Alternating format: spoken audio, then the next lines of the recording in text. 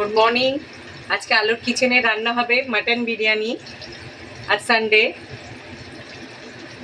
এখানে আমি মাটনটা কুকারে করব, কারণ কড়াইতে করতে গেলে অনেকক্ষণ টাইম লাগে। আর এদিকে আলুটা আমি গোটা রেখেছি, আলু সাইজটা ছোট বলে। আর মাটন বিরিয়ানি আজকে করব, ওখানে আমি হলুদ কিংবা ফুড কালার মাটনে আমি দেব না, পেঁয়াজের আর গুঁড়ো লঙ্কার কালারটা দিয়েই কালার হবে। একে একে আমি মশলাগুলো দেব, তখন আমি আবার দেখাচ্ছি মশলাগুলো আমি কি কি দেব।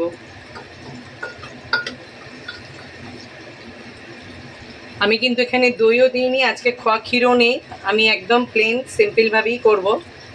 আমি বলি বারবার, হাতের কাছে যে মশলাগুলো থাকে আমি সেগুলো দিয়েই করে আপনাদের দেখানোর চেষ্টা করি।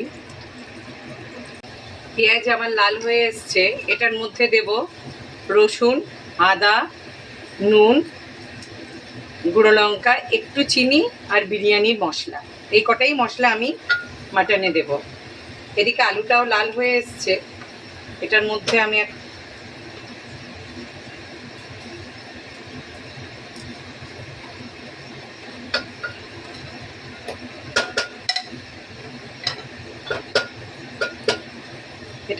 আমি এখন জল দিয়ে দেব।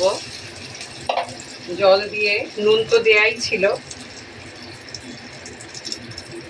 বিরিয়ানির মশলা দেব আর গুঁড়ো লঙ্কা, এটা সিদ্ধ হতে দেব। আর এটা মশলা ভালো করে কষে নিয়ে মাটনটা দেব।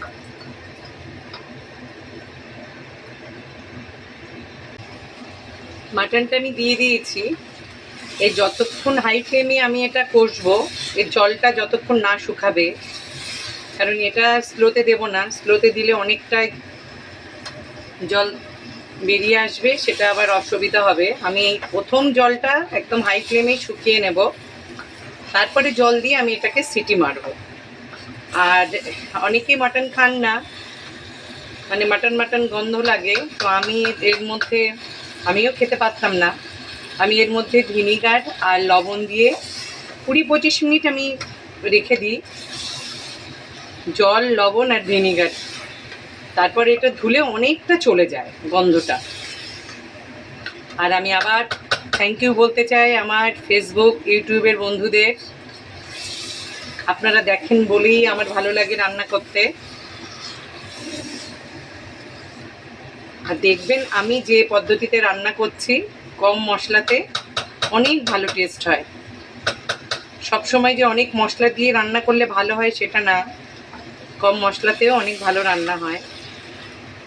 এতে আমি একটু তেল কমই দিয়েছি, কারণ এর মধ্যে অনেকটা চর্বি আছে।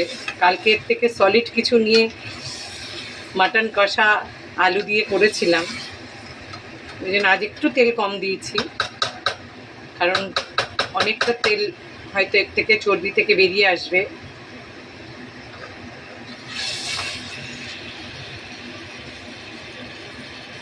তেলের উপরে উঠে এসছে, এর মধ্যে আমি অল্প জল দেব, অল্প জল দিয়ে কয়েকটা সিটি মেরে নেব।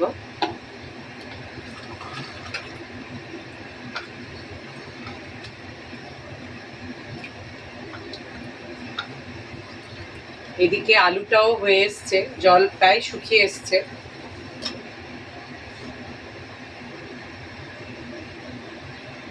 কষা হয়ে গেছে,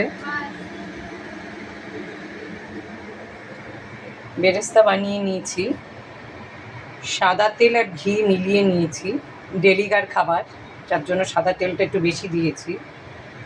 চালটাও ভিজিয়ে রেখেছি, আলুটাও কমপ্লিট হয়ে গেছে। আমি ভাতটা বসাবো 10:30টার দিকে, 11টা 11:30টার মধ্যে ফের দমে বসিয়ে দেবো, 12:30টার মধ্যে হয়ে যাবে। এখন করব না চালটা, কারণ এত তাড়াতাড়ি করলে দুপুরবেলা ঠান্ডা হয়ে যাবে। এখানে মাটন আলু সাজিয়ে বেরেস্তা বিরিয়ানির মশলাটা দিয়ে দিয়েছি। এদিকে ভাতের জলটা বসিয়েছি, সব ধরনের গোটা মশলা দিয়ে, জায়ফলটা বাদ যাবে। এর মধ্যে 1 কাপ আমি ভাতের ওই জলটা দিয়ে দিয়েছি, এবারে দিয়ে দেবো ভাতগুলো। ভাতটা কিন্তু আমি 85% করে নিই, আর 15% আপনার এতে হবে, ভাপে হবে।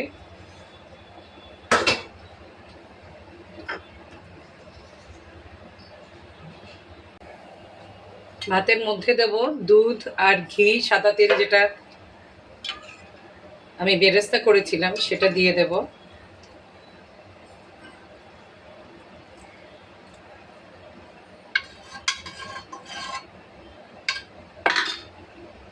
এর উপরে দেব, আমি কেওড়া জলটা খাই না, যারা খান তারা একটু মিক্স করতে পারেন, আমি শুধু গোলাপ জল আর একটু ফুড কালার সামান্য তার উপরে দিয়ে দেবো, মিষ্টি আতর একটু।